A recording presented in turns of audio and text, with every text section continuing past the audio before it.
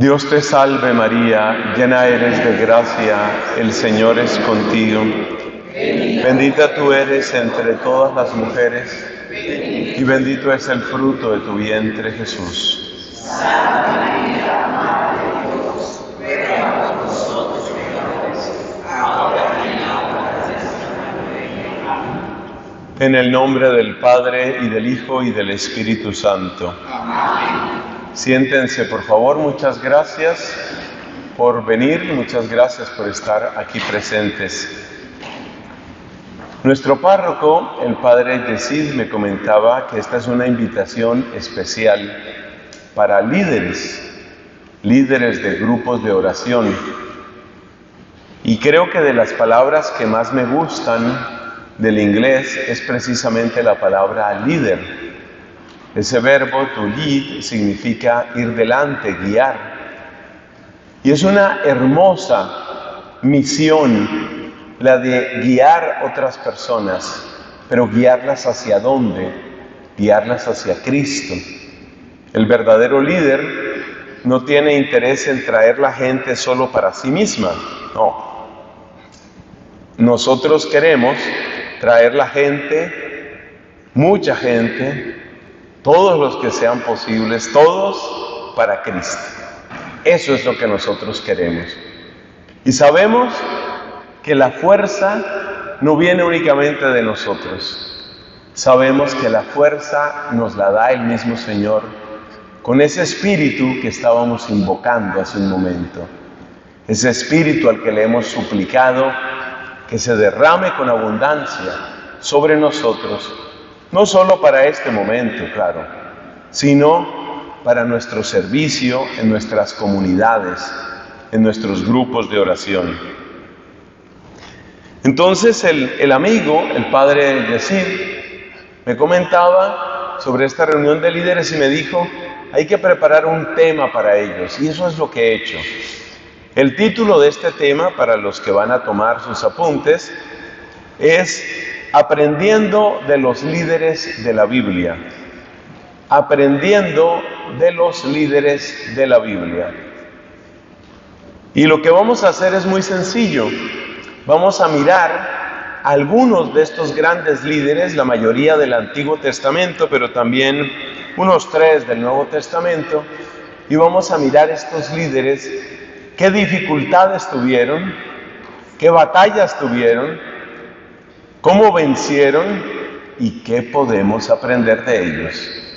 Ese es el camino de esta sencilla predicación.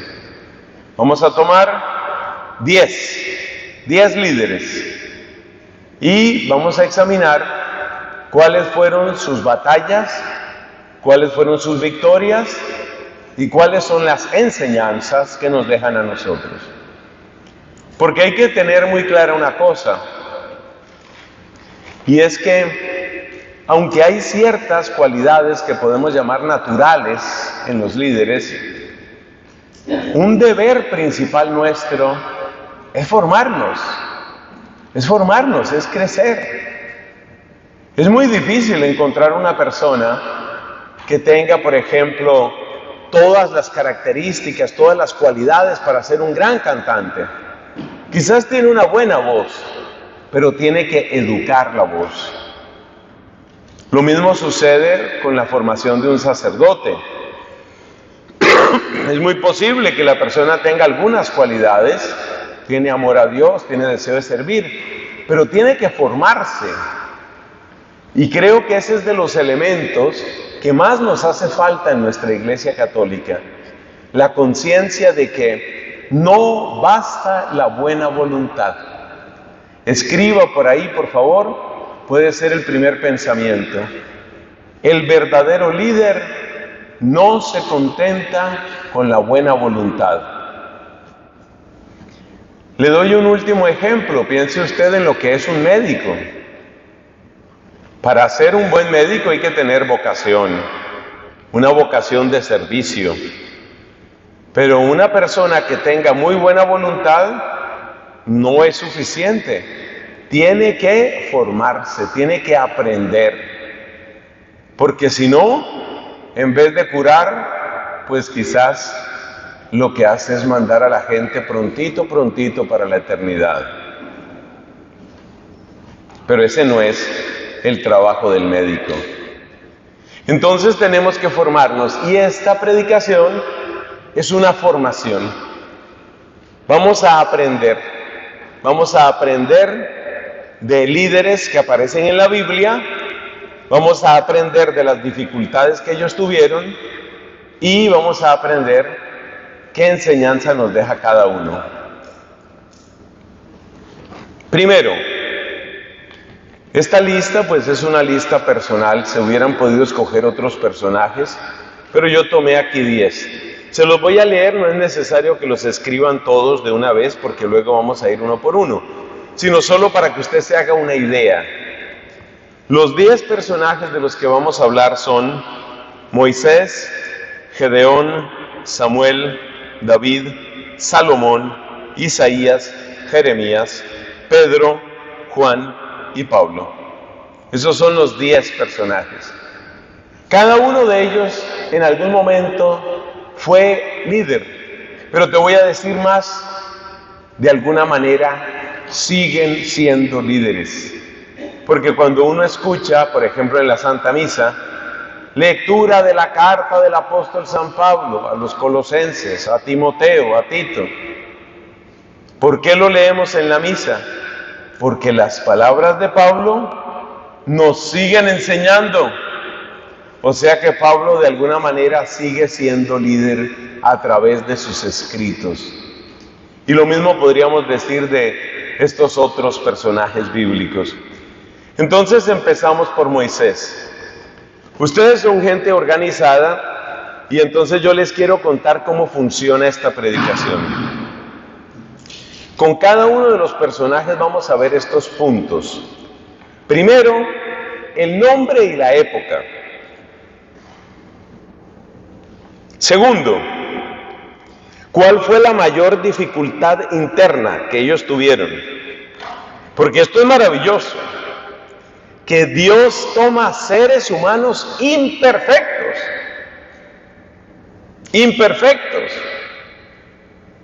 seres humanos que tenían deficiencias, heridas, pecados, no eran seres perfectos. Y nosotros tampoco somos perfectos, tampoco. Pero Dios puede tomarnos a nosotros y ayudarnos a vencer esas imperfecciones para que le sirvamos cada vez mejor. Entonces, en cada personaje vamos a ver 5 cosas. O sea que esta predicación requiere mucha concentración. Primero, el nombre y la época. Segundo, la lucha interior, la que tuvo cada uno de ellos consigo mismo, su problema. No eran gente perfecta, repito. Tercero, ¿cuál era la amenaza exterior? Cuarto, ¿cuál era la dificultad con el pueblo? Y esa me gusta mucho. ¿Por qué es importante hablar de eso? Porque es que los líderes, por lo menos todos los líderes que les voy a mencionar, todos tuvieron dificultades con su propio pueblo. Eso no fue que ellos fueran aceptados. ¿Te acuerdas que hay una frase de Cristo, cierto? ¿Cuál frase estoy pensando? Esa, nadie es profeta en su tierra. ¿Qué quiere decir? Que los profetas, y la mayor parte de estos fueron profetas, encontraron dificultad en su propio pueblo. Tú lo puedes aplicar a tu propia familia. ¿Sí les ha pasado que ustedes viven un proceso, por misericordia de Dios, un proceso de conversión? Y a veces la familia se convierte ahí como en una barrera, como en una oposición. ¿Sí les ha pasado o no le ha pasado a nadie aquí? Yo creo que nos ha pasado a varios, ¿cierto? Que a veces nos llaman exagerados, nos llaman fanáticos, otras veces nos retan. A ver, ¿usted que va tanto a la iglesia? Nos retan. ¿Sí les ha pasado o no? A ver, levante la mano al que le haya pasado. A varios les ha pasado. Eso es. Entonces, mire, sigamos. El nombre y la época. Segundo, la lucha interior. Tercero, me imagino que estarán escribiendo. El que no esté escribiendo, yo no sé, a mí eso me preocupa. Tercero, ¿cuál era el tercero? La amenaza exterior. Cuarto, la dificultad con el pueblo. Y por último, quinto, la enseñanza que nos dejan. O sea que vamos a ver 5 puntos, son 10 personajes, son 50 puntos. Cuando terminemos la predicación, sigue el desayuno. Si esto es largo, ustedes empezaron tarde con mucha oración, mucho canto, que está muy bien. Bueno, ahora le toca. Moisés. ¿Cuándo vive Moisés? Moisés vive en el siglo XIII antes de Cristo, a la altura del año 1250 por allá. Un poquito menos, como 1300 antes de Cristo vive Moisés. ¿Cuál es? Ahora empezamos a hacer nuestro punto por punto. ¿Cuál es la dificultad interior de Moisés? Si nosotros nos vamos a la Biblia, concretamente al capítulo 3 del Éxodo, nos damos cuenta que él se siente inseguro, porque la misión que Dios le quiere encomendar es una misión que él la ve muy grande. ¿Y sabe por qué la ve tan grande? Porque era grande. ¿Quién era el faraón? Era el rey más poderoso de toda esa región. Ir a enfrentarse al faraón, imagínate lo que eso significaba. Entonces, ¿cuál es la palabra clave aquí en esa dificultad interior de Moisés? La palabra clave es inseguridad. Incluso él le dice a Dios: yo no sé hablar, mande a otro. Es que Moisés no sabía hablar de verdad, es que no tenía capacidad de hablar. Es que a él se le acababan las palabras delante del poderoso. Cuando usted se queda sin palabras, cuando usted se queda achicado, acomplejado, Moisés se sentía inseguro porque Moisés se sentía disminuido, chiquito, delante de la grandeza, ¿de quién? Del faraón. Él tenía esa inseguridad. Esa inseguridad hubiera podido acabar con la misión que Dios tenía para él. Pero esa dificultad fue vencida. Sigamos nuestro recorrido. Entonces ya tenemos Moisés a la altura del siglo XIII antes de Cristo, dificultad interior, inseguridad. ¿Qué pasaba exteriormente? ¿Cuál era la amenaza exterior? La amenaza exterior era la ira y la prepotencia del faraón. El capítulo 3 del Éxodo nos cuenta cómo era la prepotencia del faraón. Moisés, cuando ya se reviste de poder que Dios le da, Moisés va donde el faraón y le da un mensaje, le dice: Yahvé Dios, Yahvé, me manda para decirte, deja salir a mi pueblo 3 días por el desierto a que me rinda culto. Y dice el faraón: ¿y quién es ese Yahvé? ¿Quién es ese Dios? Esa es la prepotencia del faraón. Y el que es prepotente pronto será iracundo. Entonces, ¿cuál es la amenaza exterior? La ira del faraón. Y efectivamente, después de que Moisés habla, se destapa la ira del faraón. ociosos. Ustedes lo que son es unos perezosos. Como el faraón tenía el encargo para los hebreos, la orden de que tenían que hacer ladrillos, y les daba material para hacer los ladrillos los hacían, eran como adobes propiamente, los hacían a base de barro y paja. Entonces decían, no, ya no les vamos a dar paja, consíganla ustedes, pero no me pueden disminuir la cantidad de ladrillos. Y los capataces empiezan a maltratar a los hebreos. No cumplieron con la cifra. No cumplieron con la cifra. ¿Qué pasa? Esa es la ira del faraón. Una ira que luego como en cascada cae sobre Moisés. Porque entonces los ancianos de Israel le dicen a Moisés, ahora sí estamos en un problema grave. Ahora nos están maltratando. Antes simplemente éramos unos trabajadores que hacíamos ladrillos, pero ahora nos están maltratando. Y Moisés queda confundido y Moisés no sabe qué hacer. ¿Cuál era la amenaza exterior entonces? La ira del faraón. Porque debemos tener clara una cosa, por favor, amigos líderes, especialmente de la renovación carismática, aunque también tenemos algunos infiltrados en esta reunión.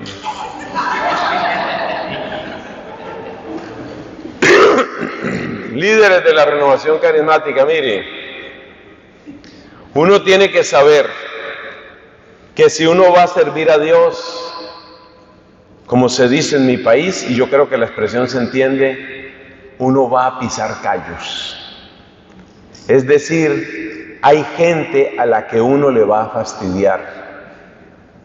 Y eso lo experimentó, ¿cómo se llama este personaje?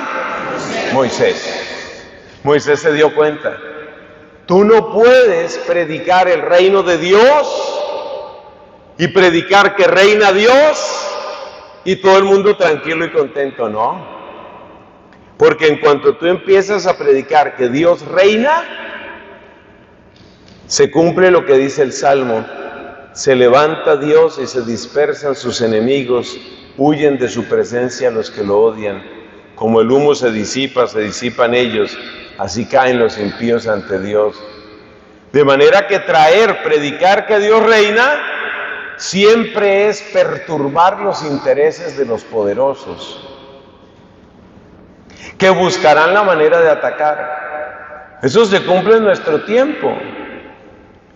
Tengan presente, mis hermanos, que toda forma de pecado termina siendo una forma de negocio, es decir, le está produciendo ganancia a alguien, en dinero, en poder, en placer.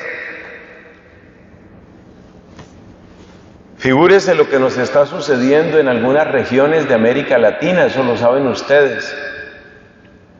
Tenemos verdaderos héroes en Perú, en Ecuador, en mi país, Colombia, y en otros lugares, porque los sacerdotes empiezan a hablar en contra del consumo de la droga y del narcotráfico. Pero el narcotráfico, ustedes saben muy bien, es un negocio que mueve miles de millones de dólares. Si hubiera un sacerdote, si hubiera un predicador que tuviera tantísima fuerza como para parar el consumo de toda forma de estupefaciente y droga psicoactiva, por ejemplo en Estados Unidos, y eso significa no solo marihuana, sino también cocaína, heroína, fentanilo ahora, una cosa terrible lo que está pasando. Imagínate que hubiera un Moisés, un impresionante predicador que lograra parar el consumo. Le está dañando el negocio a miles y miles de personas, y es un negocio que mueve miles de millones de dólares. Ese es el faraón, uno de los faraones, porque Moisés tuvo que luchar contra un faraón. A nosotros nos tocan muchos. Dañar el negocio de la pornografía. Usted empieza a predicar en contra de la pornografía y empieza a disminuir el consumo de pornografía, y si disminuye el consumo, disminuye el negocio, y usted se está metiendo con gente que no tiene escrúpulos. Y por eso hay mucha gente que como hiciste la seña tú, son eliminados, gente que desaparece. Entonces esa era la amenaza externa. Y el pueblo estaba con Moisés, más o menos. Como dice una canción, a veces sí, a veces no. El pueblo lo miraba con desconfianza. ¿Por qué? Porque el camino que Moisés les mostraba, que en primer lugar suponía el enfrentamiento con el faraón, ya les trajo palo.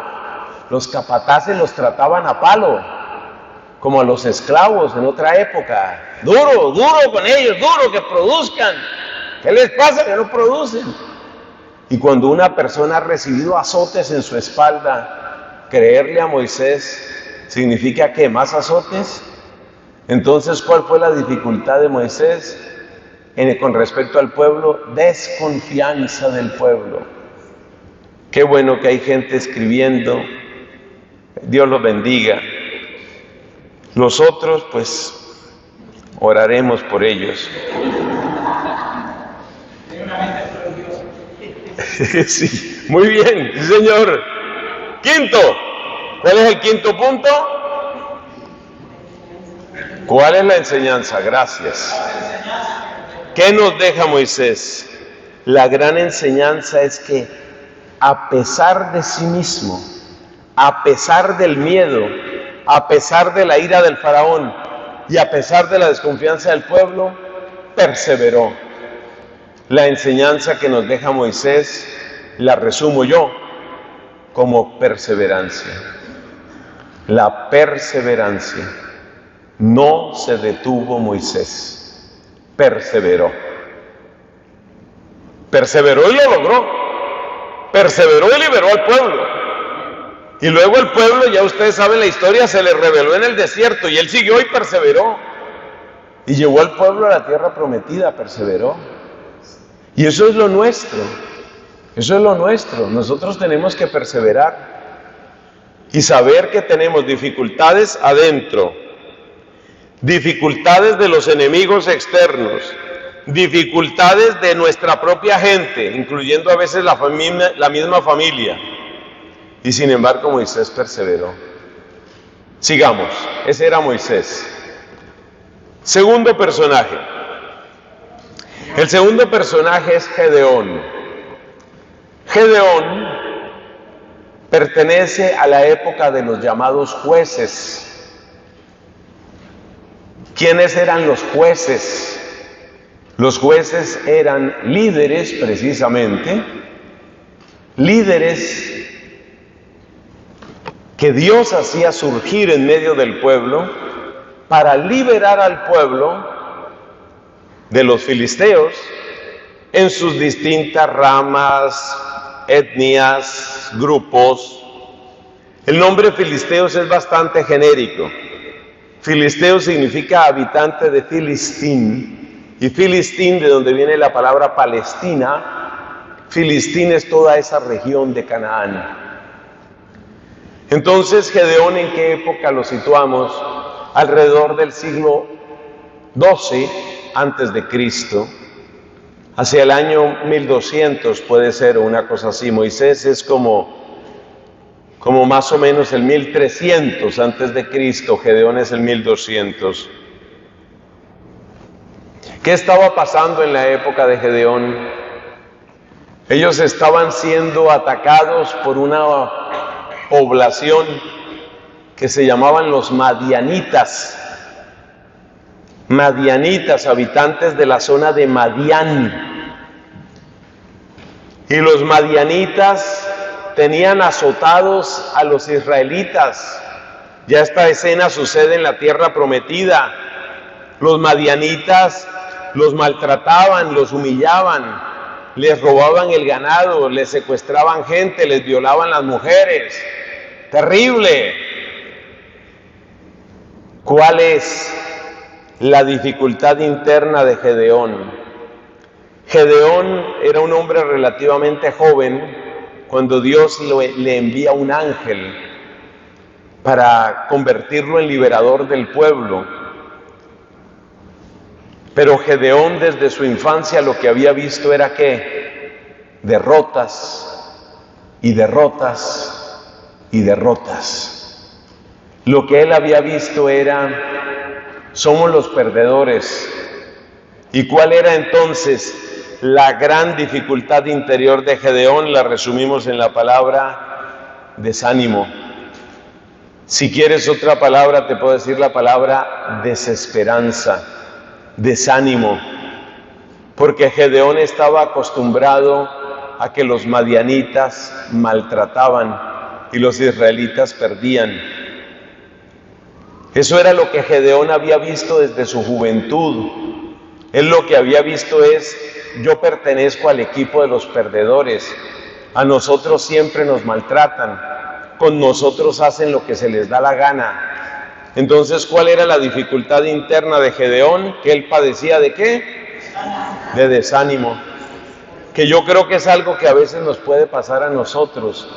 Cuando uno ve, por ejemplo, cómo se van aprobando cada vez leyes peores y peores.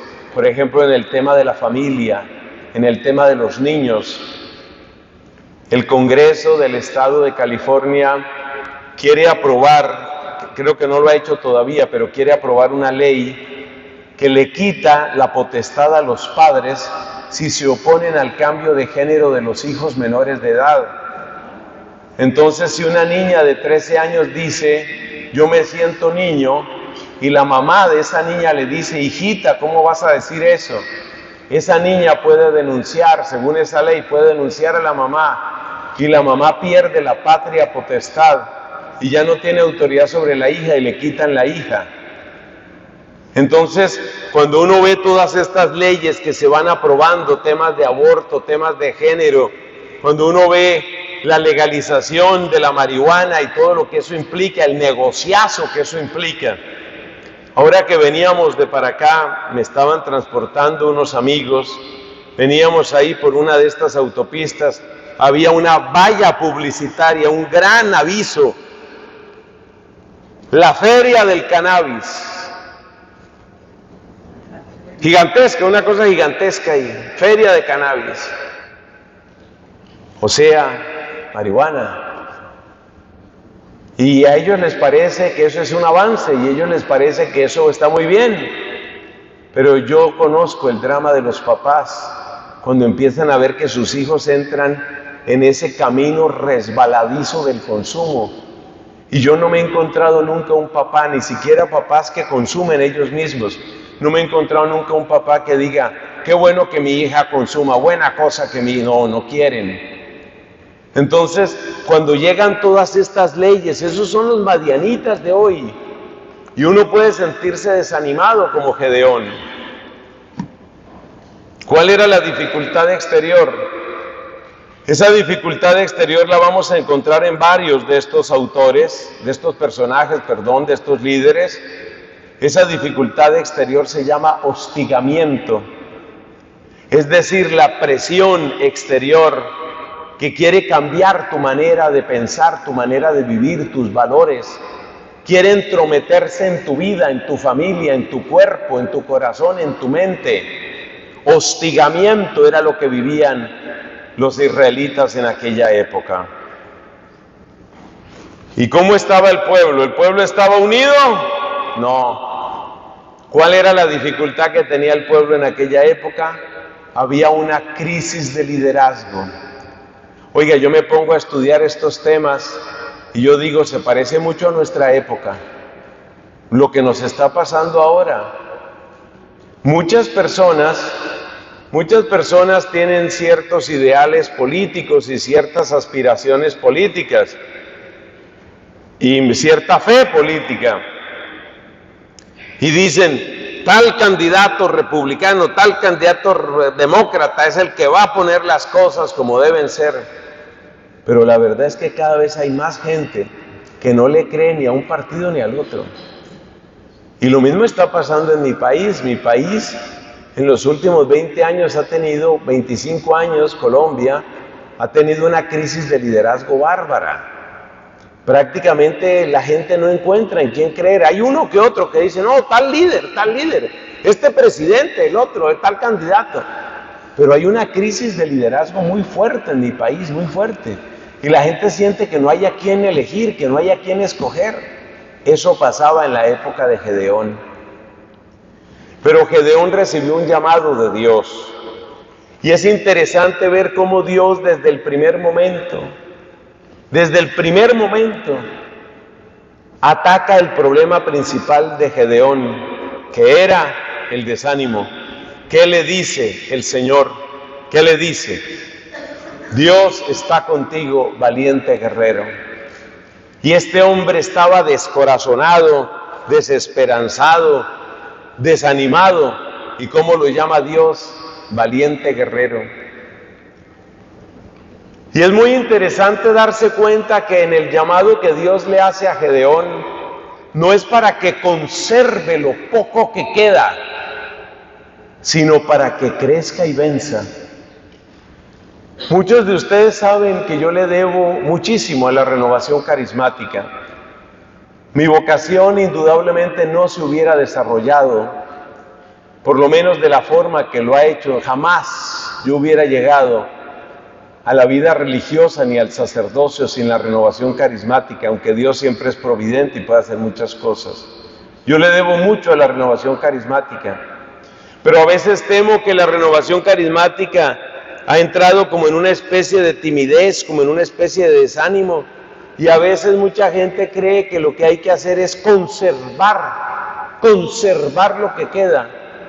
Y yo les quiero decir que no, porque si algo tenemos que aprender de Gedeón, es que el que no está conquistando nuevos corazones para Dios, pronto perderá los corazones que creía tener. Escriba eso que le conviene. El que no está conquistando nuevos corazones, está perdiendo los corazones que tenía. Y esto no lo entienden muchos padres de familia cuando uno les habla sobre la necesidad de que sus hijos, los hijos, las hijas, sean misioneros, sean testigos del Evangelio, sean gente que conquiste corazones. Y muchos papás tienen una posición acomplejada y creen que lo único que hay que hacer es conservar. Con que mi hijo viva bien, con que mi hija se porte bien, no. Si no estás conquistando nuevos corazones, estás perdiendo los corazones que creías que tenías. Si tu hija no está ganando gente para Cristo, si tu hijo no está ganando gente para Cristo, el mundo está ganando el corazón de tu hijo. Esa es una realidad. Entonces Gedeón nos deja una enseñanza muy importante, y es la enseñanza de la confianza. La confianza, porque lo que Dios le dice es: el Señor está contigo. Esas son las palabras del ángel. El Señor está contigo, valiente guerrero, valiente guerrero. Muy bien, seguimos avanzando. Nuestro tercer personaje, nuestro tercer líder es Samuel. Samuel se encuentra, podríamos decir, como en conjunción entre el tiempo de los jueces y el tiempo de los profetas. De manera que Samuel hace la transición entre el tiempo de los jueces y el tiempo de los reyes y profetas. De hecho, Samuel es el instrumento escogido por Dios para elegir al primer rey, que se llamó Saúl. Y fue el instrumento de Dios también para descartar a Saúl, porque Saúl entró en desobediencia, se le subieron los humos a la cabeza y Saúl entró en desobediencia. Y Samuel tuvo que descartar a ese rey y tuvo que poner en su lugar a otro personaje que será nuestro siguiente personaje, David. Pero por ahora estamos con Samuel. ¿En qué época vive Samuel? Samuel vive en el siglo XI antes de Cristo. Probablemente podemos situarlo hacia el año 1050 antes de Cristo. Una cosa parecida, ese es el profeta Samuel. Hay dos libros de la Biblia que llevan el nombre de él, el primero y segundo libros de Samuel. Y precisamente el primer libro de Samuel cuenta la historia del mismo profeta. Es una historia bellísima que ustedes van a leer en ese primer libro de Samuel. Samuel fue un gran profeta. La Biblia tiene de Samuel uno de los elogios más bellos que aparecen en toda la Escritura. Ese elogio, un elogio propio de profetas, es: ninguna de sus palabras cayó. Es decir, todo lo que Samuel dijo, todo lo que Samuel anunció, todo se cumplió. Porque en el lenguaje de la Biblia, que una palabra caiga quiere decir que no se sostuvo, no se cumplió. Pero desde Dan hasta Berseba, dice la Escritura, es decir, de norte a sur, desde Dan hasta Berseba, todo el pueblo supo que Samuel era un profeta, que Samuel era un hombre de Dios. Pero eso no significa que él no tuviera dificultades internas. ¿Cuál fue la dificultad interna? ¿Cuál fue la batalla interna que tuvo Samuel? Podemos mencionar dos. Una, su carácter era muy fuerte y él tuvo que luchar contra su propia indignación. Era una persona de un carácter casi agresivo, podríamos decir. Y es interesante cuando él entra en esos diálogos con Dios por el tema de la monarquía. Es muy interesante ver cómo Samuel finalmente cede ante Dios. Pero Samuel tenía un carácter muy agresivo, y él quería simplemente oponerse al pueblo. Paradójicamente, la otra dificultad que tenía Samuel es que, bueno, esto lo digo con temor, ¿no? Porque estoy hablando de un hombre muy grande, pero la verdad es que Samuel no fue un buen padre de familia. Eso no lo digo yo, por supuesto, eso lo dice la Biblia. La Biblia dice que los hijos de Samuel no siguieron el camino de Samuel. Y ese fue uno de los motivos que le argumentó el pueblo para decirle: nómbranos un rey, porque tus hijos no siguen tu camino. Y a Samuel le tocó quedarse callado. A Samuel le tocó reconocer que él no había sido un buen papá. Él era bueno, óigame esta paradoja, él era bueno, muy bueno, para educar a las multitudes. Él era muy bueno, tranquilo, él era muy bueno para predicarle a la gente, pero no fue un buen papá, por lo menos en el sentido de que sus hijos no siguieron su camino. Y yo creo que esa es una gran lección, porque fíjese usted que ustedes son líderes precisamente de grupos de oración. Y no se les olvide, amados hermanos, que su primer liderazgo tiene que estar en su casa. Ese es su primer liderazgo, porque es que yo ya he conocido gente que predica hermosamente sobre el matrimonio y está a punto de separarse de la esposa. Esos casos yo los he conocido. Y hay gente que da muchas instrucciones sobre la necesidad de la justicia social y a la empleada doméstica la trata como si fuera un trapo. Entonces, cuidado con eso. Entonces, ¿cuáles eran los dos problemas internos de Samuel? Pues que Samuel era una persona de carácter muy fuerte hasta llegar a la indignación, pero por otra parte no fue un buen padre de familia. Y fíjate la incoherencia que hay ahí, con todo el amor y el respeto hacia un hombre tan grande, pero realmente muy fuertecito, ¿sí? Decimos en mi país, muy machito para afuera, pero resulta que los hijos no los supo guiar. ¿Cuál era la presión externa? La misma del tiempo de Gedeón, hostigamiento. Por ejemplo, ¿quiénes eran los que hostigaban en la época de Samuel? En la época de Gedeón eran sobre todo los madianitas.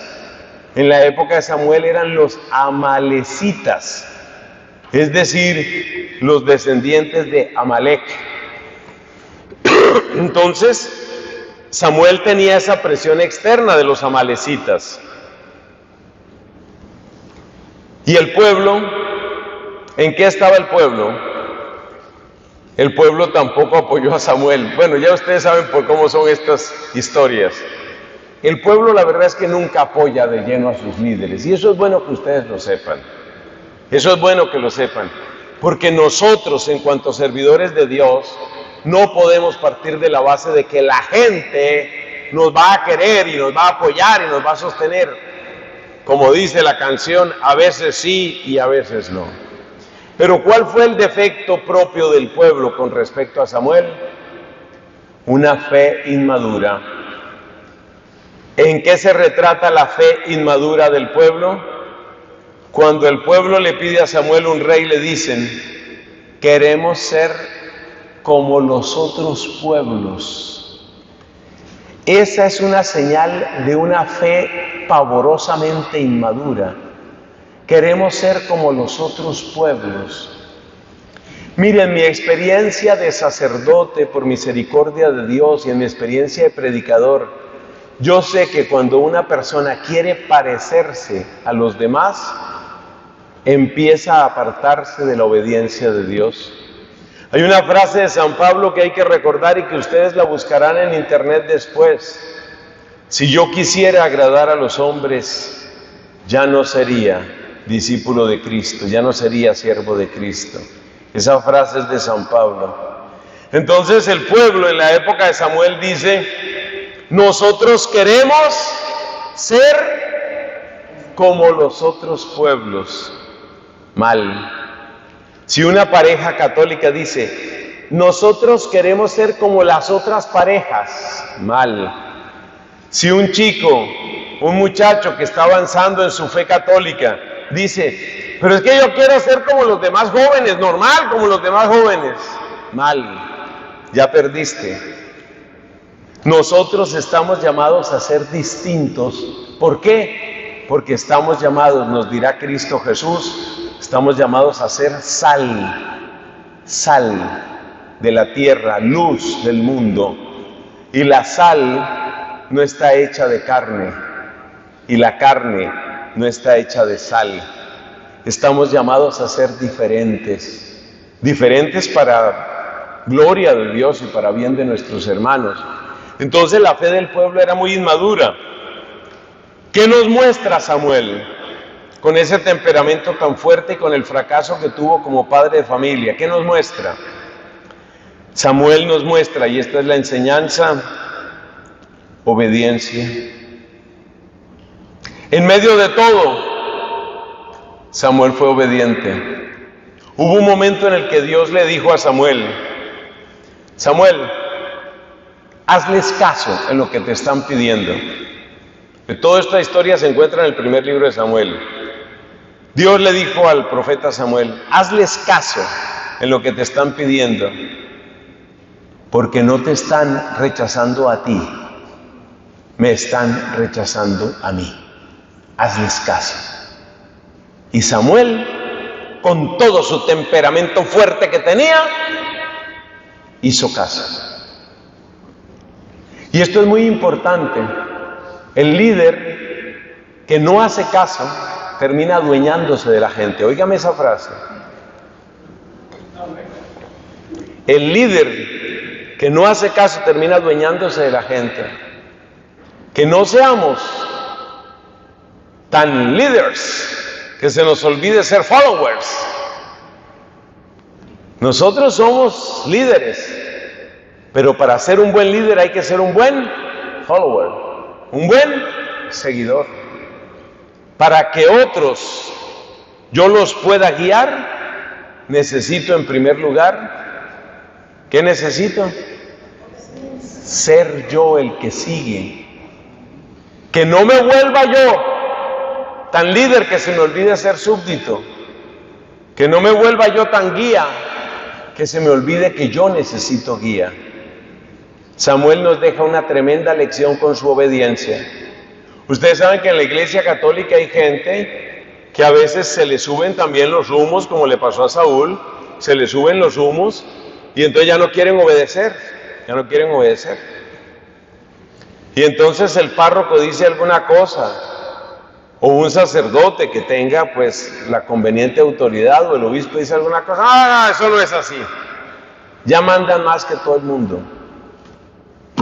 Vamos con el cuarto personaje.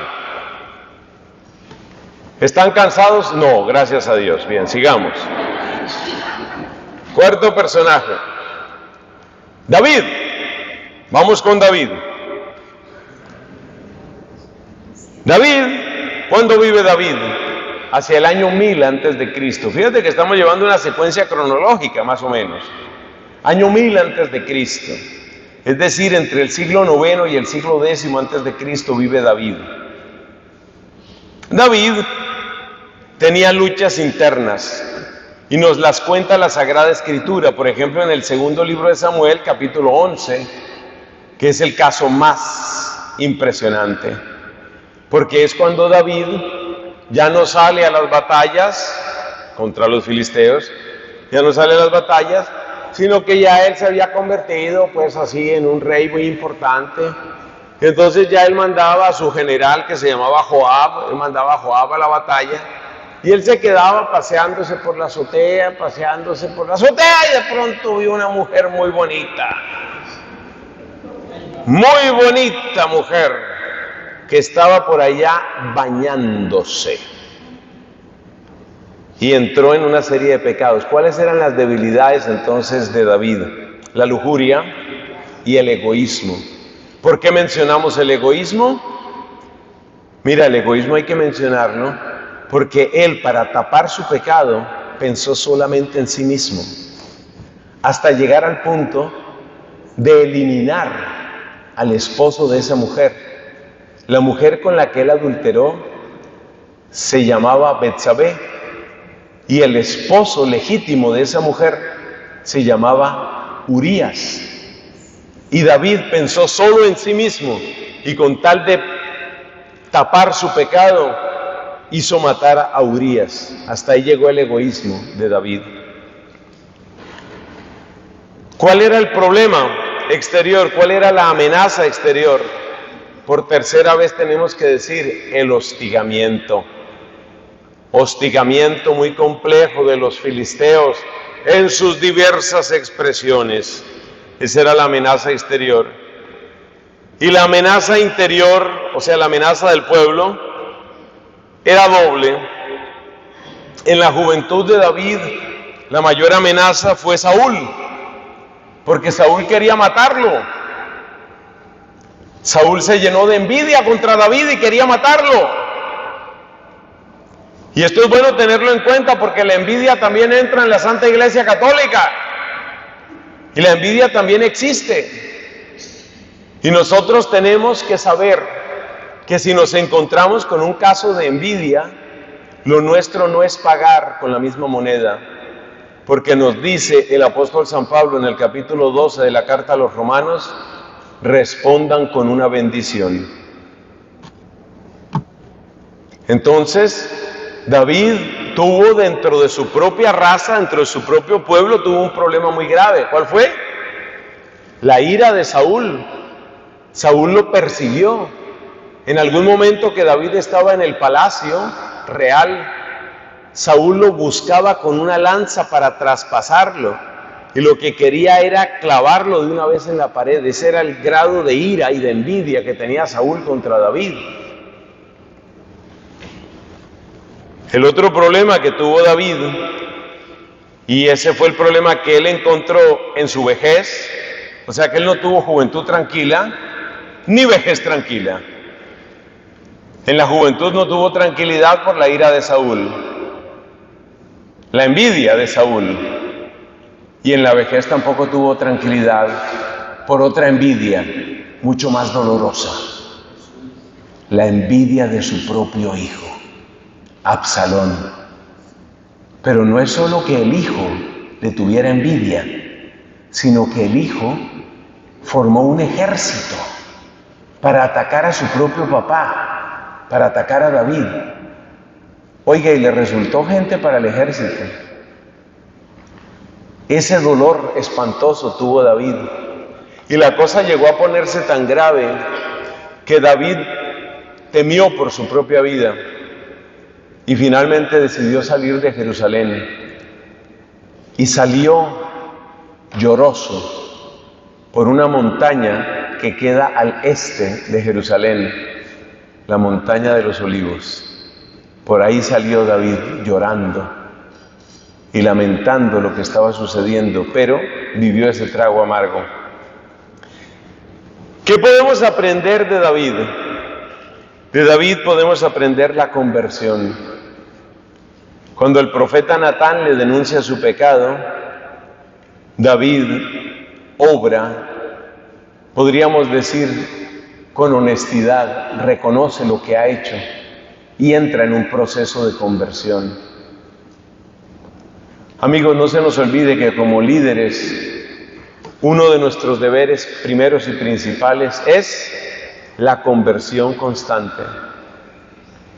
Hay gente que en términos financieros vive de la renta.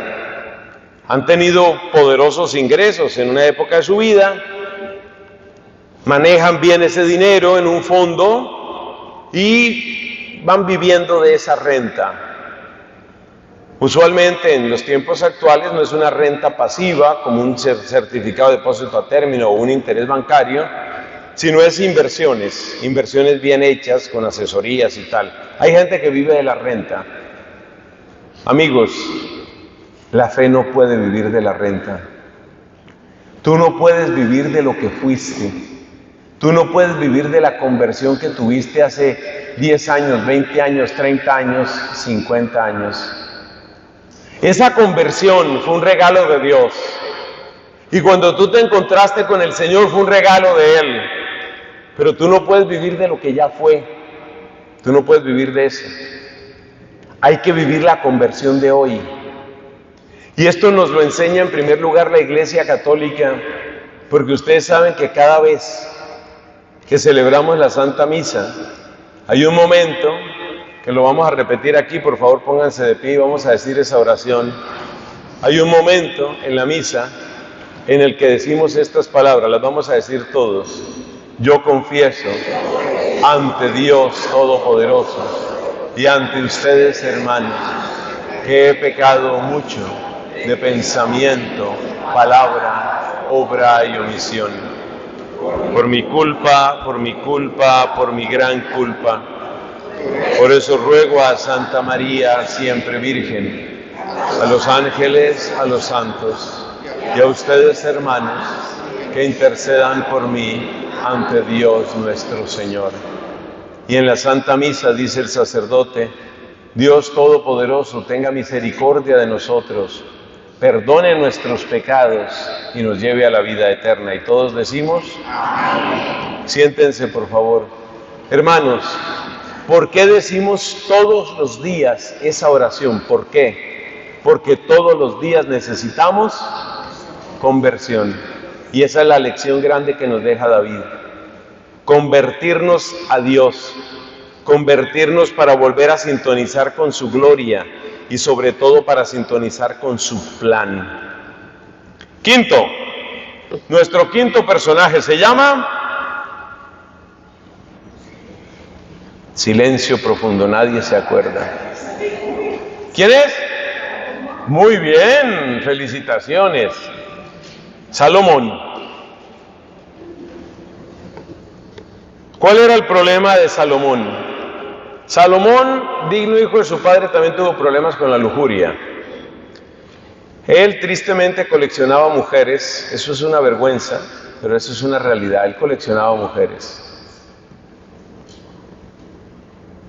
Pero no era el único problema de él. Le encantaba lo fastuoso. Eso se llama el fasto, el lujo, que muchas veces tiene apariencia, la ostentación. Y junto con el lujo, la comodidad. Una vida cómoda, con mucho lujo. Esa era la vida que quería Salomón y esa fue la vida que llevó. Pero el que quiere llevar una vida cómoda termina desagradando a Dios. ¿Por qué? Porque la puerta más ancha que tiene el corazón para caer en el pecado es siempre el placer. Y una vida cómoda es una vida de placer. Por eso el que no le sabe poner freno al placer, especialmente a través de la sobriedad, la generosidad con los necesitados y el espíritu de penitencia son nuestras 3 armas contra la comodidad. Escríbalas ahí en un pedacito de su papel, escriba. Las armas contra la comodidad, porque a todos nos tienta. Miren, en este país hay gente que sufre mucho y que tiene que tener 2 trabajos y 3 trabajos y sufren. Pero a veces, después de que han sufrido mucho, les llega una vida muy cómoda. Y hay que tener cuidado con la comodidad. Yo me encontré en un lugar de este país, que no fue este estado, pero no voy a decir obviamente dónde. Me encontré un predicador católico. Y este predicador, un líder católico, un tipo muy interesante, con una historia muy bonita, pero era un hombre que estaba como Salomón, viviendo en el lujo. Yo creo que esto se murió. Si conseguimos otro micrófono, por favor, o páseme uno de esos, algo hacemos. Mientras tanto, yo aquí haré uso de mi voz. Entonces, fíjese lo que pasó, que este hombre decía, el lema de él era, yo tengo derecho, yo tengo derecho. Y entonces se metía en unos cruceros costosísimos, en unos banquetes lujosísimos. ¿Porque qué? Porque yo tengo derecho. Hermanos, dejar abierta la puerta del lujo es dejar abierta la puerta del pecado. Y eso fue lo que le pasó a Salomón. ¿Y cuáles son los remedios? Los remedios que tenemos que practicar son 3. La sobriedad, que es ponerle un límite a nuestras pretensiones de placer, la sobriedad. Segundo, la penitencia, incluyendo el ayuno, por ejemplo. No es solamente que yo coma con medida, por ejemplo, que yo descanse con medida, o que yo ponga una medida en lo que tiene que ver con mi gusto. No, no es solamente eso, hermanos. Es que hay que hacer penitencia porque somos pecadores y porque hay pecado en el mundo. Y hoy se predica poco la penitencia, y con dolor debo decirles, uno de los sitios donde menos se predica la penitencia es la Renovación Carismática, la que yo conozco. Muchas gracias. Necesitamos recuperar la penitencia. Hay que hacerla. Sí, hay que hacer los ayunos, hay que hacerlos. Cada uno según su salud y sus circunstancias. Hay que llevar una vida de sobriedad, de penitencia, y la tercera palabra, de generosidad. El que no comparte con el necesitado se acostumbra a gastar todo en su propio capricho. Y el mundo capitalista en el que estamos está diseñado para que uno siempre tenga ganas de algo más y sepa justificarlo ante el tribunal de la propia conciencia. ¿Será que necesito solamente un barco o necesito 2? Yo creo que necesito como que 2 yates, un par de yates, porque si se me daña uno me queda el otro. ¿Verdad? Sí, yo necesito 2 yates. Pero a donde no pueda ir en yate, claramente necesito un avión. El mundo capitalista está hecho para que uno necesite y necesite y necesite, y nos moriremos necesitando. Sigamos con Salomón. ¿Cuál era la situación externa? Había una presión de los pueblos que rodeaban a Israel, una presión muy fuerte. Una presión que lo llevaba a él a buscar toda forma de negociación, y la mayoría de los matrimonios de Salomón no fueron solo por su gusto con las mujeres, sino fueron por su necesidad de negociar, porque eran matrimonios de conveniencia para negociar la paz con otros pueblos. ¿Cuál era el problema interno? Pues el problema interno era la corrupción familiar, porque resulta que Salomón estaba criando a sus hijos, y en particular al heredero. El heredero se llamaba Roboam. Estaba criando al heredero en medio de lujos. Hermanos, el lujo es el peor ambiente para formar a un líder, porque el lujo te acostumbra a pensar en ti y el líder es el que piensa en otros, es el que piensa en el bien de otros. Entonces, cuidado con el lujo. Pero ¿qué nos deja Salomón como enseñanza? Que tenemos que buscar la verdadera sabiduría. Este hombre acertó en muchas cosas y dejó un tesoro de sabiduría muy grande, aunque él mismo se equivocó. Fíjate que te estoy comentando esto, te estoy comentando los pecados de Samuel, que no fue buen padre de familia, los pecados de David, que fue adúltero, los pecados de Salomón, que fue infiel a Dios. Pero te repito, nosotros no somos mejores. Nosotros tenemos que trabajar cada uno en lo suyo. Sexto, hablemos de Isaías. ¿Cuándo se sitúa Isaías? A la altura del siglo VIII antes de Cristo, años 700 y pico.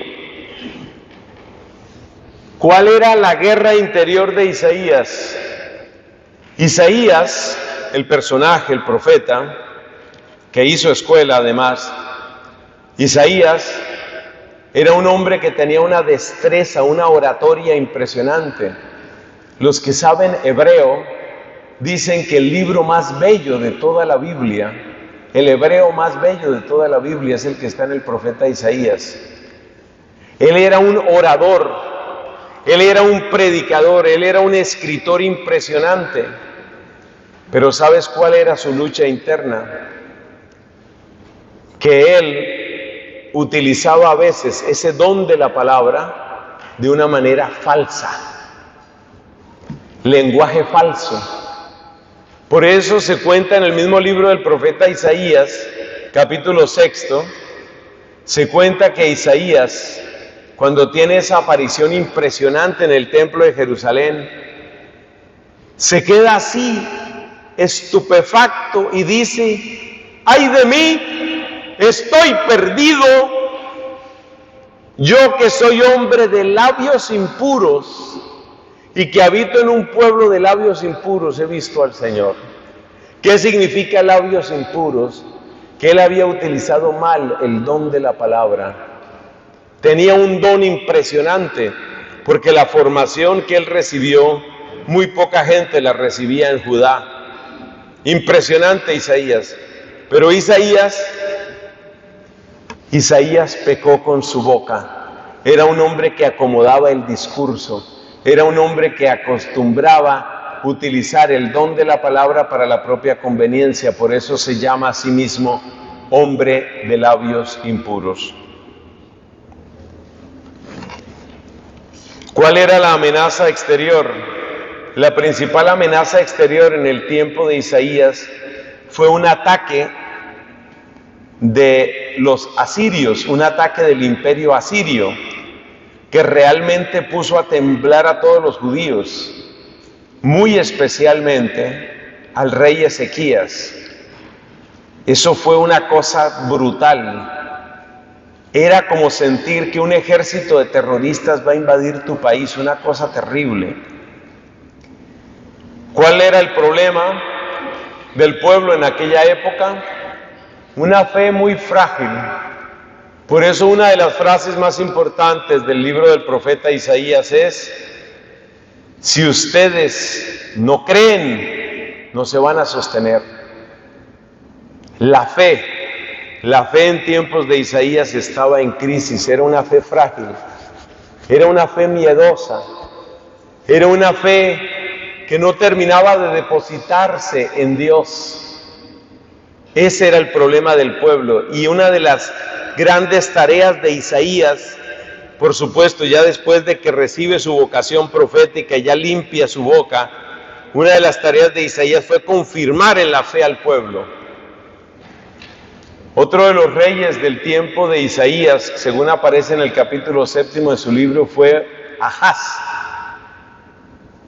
Y le dijo Isaías, ese pasaje es muy famoso, Isaías le dijo a Ahaz, le dijo, así para fortalecerlo, le dijo: pide una señal en el cielo o en la tierra.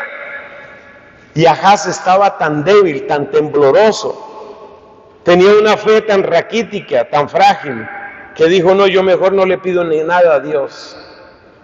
Es misteriosa esa frase de Ahaz, ¿por qué no pide una señal? La mejor interpretación que conozco es esta. Ahaz no quería pedir una señal porque temía que eso le iba a confirmar que ya Dios lo había abandonado. Así de mal estaba la fe de Ahaz. Entonces Isaías tuvo que ser profeta en una época de fe muy frágil. ¿Y cuál es la enseñanza que nos deja Isaías? La audacia de la fe. En medio de esas circunstancias, le dice Isaías a Ahaz, oye, ¿no te basta con cansar a los hombres que quieres también cansar a Dios? Que Dios te está diciendo que te va a dar una señal, hombre. Pero ya que no la pides, Él la va a dar por su cuenta. Mira, la doncella está esperando y va a dar a luz un hijo. En la traducción que se hizo en lengua griega antes de Cristo, la palabra doncella se traduce por parthenos, que significa virgen. Y ahí es donde encontramos ese texto famoso, la virgen concebirá y dará a luz un hijo. Esas palabras las dijo Isaías. Es la audacia de la fe. En momentos de fe frágil, de fe temblorosa, Isaías se mantiene firme. Es impresionante. Según la tradición judía, él murió mártir de un modo espantoso. Séptimo, vamos avanzando, amigos queridos. Séptimo, Jeremías. ¿De cuándo es Jeremías? Siglo VI antes de Cristo. ¿Cuál era la debilidad interior de Jeremías? Inexperiencia. Ese fue el que dijo, yo soy solo un muchacho. Yo soy un muchachito, yo no puedo. No puedo. Ese era Jeremías. Y le respondió Dios y le dijo, no digas que eres un muchacho, porque lo que yo te diga, lo vas a decir.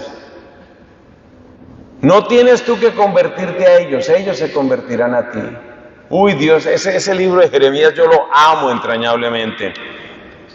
¿Cuál era el peligro en esa época? El peligro exterior, ¿cuál era? Otro imperio. Ya no eran los asirios, era el imperio caldeo, con los terribles generales Nabucodonosor y Nebuzardán. Impresionantes, eran gente sanguinaria, arrogante. Eso le tocó a Jeremías le tocó el tiempo en el que entraron a caballo los soldados de Nabucodonosor. Entraron a caballo en el templo, es decir, es la profanación más absoluta. Se llevaron las piezas de metal, de cobre, de bronce, de oro, arrasaron con toda la utilería y con los vasos sagrados del templo. Esa era la presión de los caldeos. ¿Y el pueblo? ¿En qué estaba el pueblo? El pueblo tenía una fe de transacción. ¿Qué quiere decir una fe de transacción? Que ellos creían que a Dios se le puede comprar.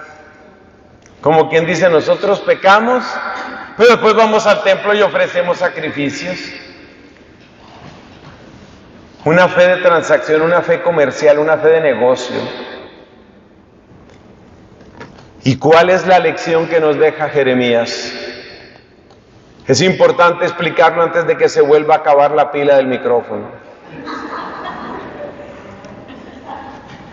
La lección que nos deja Jeremías es ni más ni menos que la lección de la fidelidad.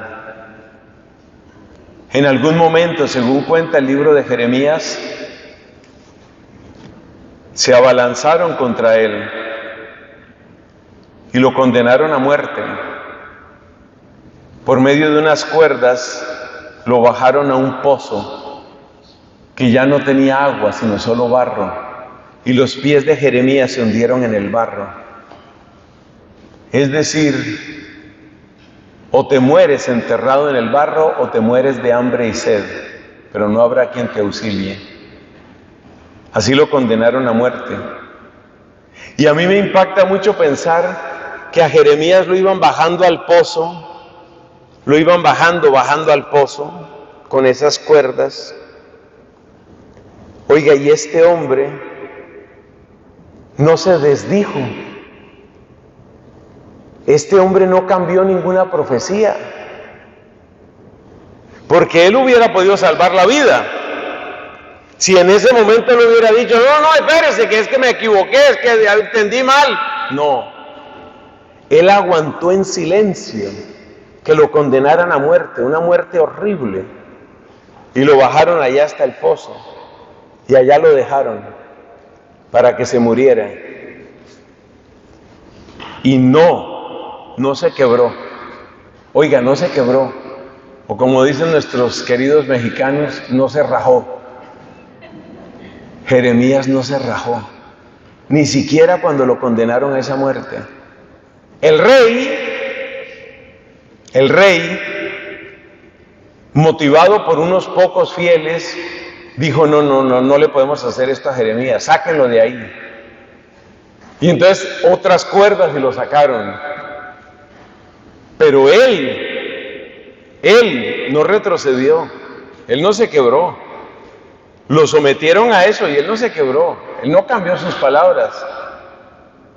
Oiga, eso es impresionante, porque es que vivimos en una época en que se están cambiando las palabras. Vivimos en una época en que se predica una moral que es más o menos, si no te gusta esta, hay sí como un chiste famoso de este humorista que existió aquí, Groucho Marx, ¿no? Hay un pasaje muy famoso de ese humorista en donde él, en una película, una de esas películas que él hacía, entonces él le dice a la persona con la que está discutiendo, pues sepa que estos son mis principios, y si no le gustan, pues tengo otros. Eso es lo que se está volviendo a la Iglesia Católica ahora. La Iglesia Católica, que siempre ha sido tan clara en su moral, ahora no, ahora todo está en compraventa. Que quiero vivir en adulterio, tranquilo, no hay ningún problema, siga, tranquilito, comulgue, no pasa nada. Que yo tengo mi pareja homosexual, no se preocupe, Dios lo hizo así, love is no sin, no hay ningún problema, siga, para adentro, todos para adentro.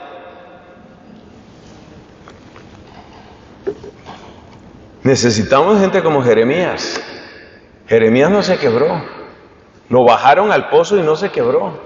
A mí me impacta mucho eso porque era una muerte espantosa, les repito. No tengo que enfatizar más eso. Entonces de él aprendemos la fidelidad. Pasamos al Nuevo Testamento. Esto ya es la recta final. ¡Ánimo! Vamos con Pedro. Pedro, el apóstol de Cristo. ¿Cuál era el problema de Pedro? Tenía muchos problemas, pero uno es que era impulsivo. Entonces Pedro era el impulsivo. Pedro decía, tú eres el Mesías, tú eres el Hijo de Dios. Bienaventurado eres Pedro, eso no te lo reveló ni la carne ni la sangre. Bien, al rato estaba Pedro dándole consejos a Cristo. Mira, sobre el tema ese de la cruz, my advice is, there's no place for the cross in your life. Y Cristo le dijo, Satanás, usted detrás de mí. A ver, ¿quién es el que manda aquí, Pedro? ¿Quién es el que manda? Y Pedro dijo, su merced. Y Cristo le dijo, entonces. Y según cuenta la leyenda, ese día Pedro no dijo una palabra más. Callado. Era impulsivo. Y ser impulsivo y un poquito primario en parte es bueno, pero en parte es malo también. ¿Cuál era la amenaza exterior? Pues el dominio pagano de los romanos, que querían imponer su cultura y sus impuestos y todo. ¿Cuál era el problema del pueblo de Dios en la época de Pedro? La corrupción institucional. Fíjese usted quiénes eran los fariseos, quiénes eran los escribas, quiénes eran los sumos sacerdotes. Era una corrupción bárbara. Y eso pasa también en nuestro tiempo. Fíjese dolorosísimamente cuántas cosas se están destapando en nuestra iglesia católica. Y eso a veces también lo desanima a uno y lo acompleja a uno. Y uno dice, caramba, ¿qué hago? ¿Qué hago? ¿Será que monto yo mi iglesia? ¿Qué hago? Por supuesto que no, ¿no?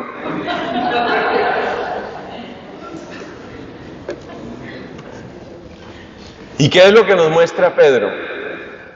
La fe sincera, resumida sobre todo en esta frase. Cuando le pregunta por tercera vez Cristo, Pedro, ¿me amas? Pedro, ¿me quieres? Pedro le responde. Cristo le pregunta a Pedro y Pedro le responde, Señor, tú lo sabes todo, tú sabes que te quiero. Tú lo sabes todo, tú sabes que te quiero. En la Basílica de San Pedro, en la cúpula principal están grabadas esas palabras. Señor, tú lo sabes todo, tú sabes que te quiero. La fe sincera. Hermanos, muchos de nosotros tal vez hemos sido impulsivos. Muchos de nosotros hemos sido precipitados. Es necesario que aprendamos de Pedro la fe sincera. Volver con humildad, con el corazón estrujado, pero corazón sincero. Digamos una palabra sobre Juan, nuestro noveno personaje. ¿Cuál era el problema interior de Juan? Que él tenía una radicalidad mal orientada. Cristo llamaba a Juan y a su hermano Santiago, los llamaba los hijos del trueno. Una vez llegaron a una ciudad de Samaria y no les dieron hospedaje. Y entonces Santiago y Juan, que ya se creían muy poderosos, le dijeron a Cristo, ¿quieres que hagamos caer fuego del cielo para que nos deleitemos viendo cómo se queman estos inicuos? Eran radicales, pero con una radicalidad mal orientada. Y fíjese que cuando uno es muy radical, uno siempre es radical hacia afuera, ¿no? Que le caiga el peso de la ley a esos tipos. Y para usted, a mí que me traten con misericordia y compasión. Ese es el estilo de uno. Yo soy dominico, pertenezco a esa orden religiosa, los dominicos, y el patrono de nuestra provincia dominicana de Colombia se llama San Luis Bertrán. San Luis Bertrán es un hombre muy interesante y solo les voy a decir una cosa de él. Él era exactamente al revés de como somos muchos de nosotros. Porque muchos de nosotros somos durísimos hacia afuera, pero muy blandos y muy comprensivos y muy complacientes hacia adentro. Y Luis Bertrán, según dicen los biógrafos, era al revés. Él era súper exigente con él mismo y muy misericordioso y muy comprensivo hacia afuera. Él era al revés de como somos nosotros. Ese santo dominico se llama San Luis Bertrán. Aquí hay un santo dominico que es San Martín de Porres, ustedes lo ven ahí atrás. Se supone que tenían que voltearse para que vieran dónde está San Martín de Porres. Sí, nadie se voltea, aquí la gente no le pone cuidado a uno. ¿No? San Martín de Porres está ahí, es el blanco y negro. Un poquito más negro que blanco, pero bueno. Entonces Juan tenía una radicalidad mal orientada. ¿Qué radicalidad mal orientada? Que era durísimo. ¿Cómo es? Hacia afuera.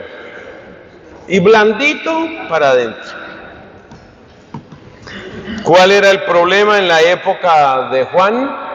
Pues el mismo problema de Pedro. El problema externo era el dominio pagano. ¿Cuál era el problema del pueblo? Aquí me voy a referir a los apóstoles. La competencia. Se la pasaban compitiendo. A ver, ¿quién es el primero? ¿Quién es el primero? Primero soy yo. No, Señor, usted no es el primero soy yo. ¿Qué nos enseña Juan? Juan nos enseña finalmente la primacía del amor. ¿Quieres ser primero? Sé el primero en amar. Sé el primero en amar. Pero en amar como Cristo, no en amar como hoy nos dice el mundo, que love is love y esas bobadas, no. Sé el primero en amar como Cristo. Amar como Cristo. Sé el primero. Entonces, Juan tuvo un proceso de conversión, de manera que su radicalidad empezó a ser radicalidad en el amor. Él nos amó primero, dice en su primera carta de Juan.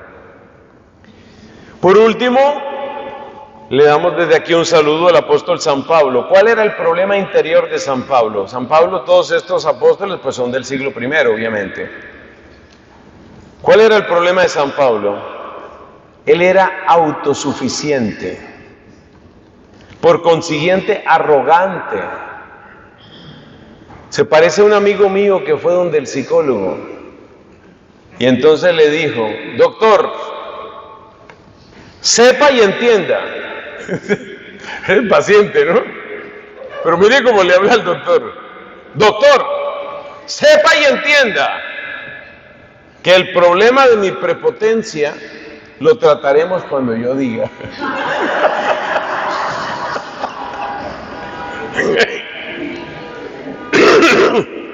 Calcule la prepotencia, el nivel de ese ser humano, ¿no? Entonces, San Pablo era un hombre bastante suficiente porque él sentía que ya había llevado una vida muy recta, que estaba muy formado en su carácter. Además de eso, era un hombre con una inteligencia impresionante y con los mejores estudios que se podían tener en Biblia en el siglo I, que era estudiar no solo en Tarso, sino sobre todo en Jerusalén. El gran maestro en aquella época se llamaba Gamaliel, y él estudió con el mejor maestro. Aquí hay gente que se enorgullece: yo soy de Yale, yo soy de Harvard, pues yo soy de Stanford, Caltech por aquí, MIT por acá. ¡Wow! Grandes lugares de estudio, y produce un cierto orgullo. Pues en la época de Pablo, el gran orgullo era: yo estudié con Gamaliel. ¡Wow! Ese era como el MIT más Caltech más Yale más Harvard todo junto. Gamaliel, impresionante. Entonces él era suficiente. Y cuando uno se cree suficiente y cuando uno cree que ya aprendió y que ya sabe, entonces deja de aprender y sobre todo deja de ser discípulo del maestro. Acuérdese cómo empezamos esta reunión: que seamos discípulos del maestro. ¿Cuál era el problema exterior? El problema exterior para Pablo ya es otro, es el problema de la presión judía, porque ahora lo externo son los judíos. La presión judía. ¿Cuál fue el dolor interno de Pablo? Los falsos hermanos. ¿Cuánta gente que predicó con Pablo y que después le dio la espalda? Los falsos hermanos.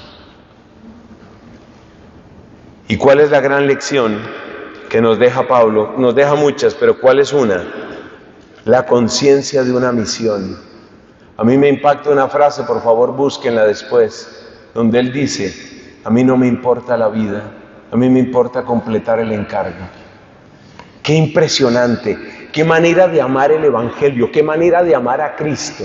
A mí no me importa la vida, a mí me importa completar la misión. Para esto me llamó el Señor, para esto derramó Cristo su sangre. Pongámonos de pies, por favor, mis hermanos.